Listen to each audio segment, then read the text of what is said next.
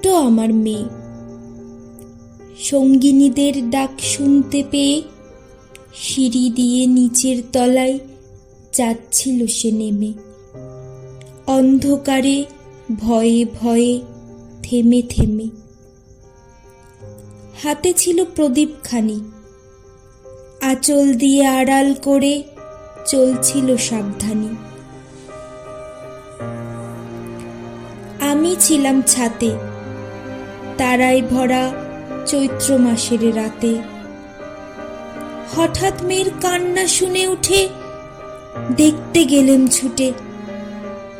সিঁড়ির মধ্যে যেতে যেতে প্রদীপটা তার নিভে গেছে বাতাসেতে। শুধাই তারে, কি হয়েছে বামি? সে কেঁদে কয় নিচে থেকে, হারিয়ে গেছি আমি। তারায় ভরা চৈত্র মাসের রাতে ফিরে গিয়ে ছাতে। মনে হলো আকাশ পানে চেয়ে আমার বামির মতোই যেন অমনি কে এক মেয়ে। নীলাম্বরের আঁচলখানি ঘিরে দীপশিখাটি বাঁচিয়ে একা চলছে ধীরে ধীরে।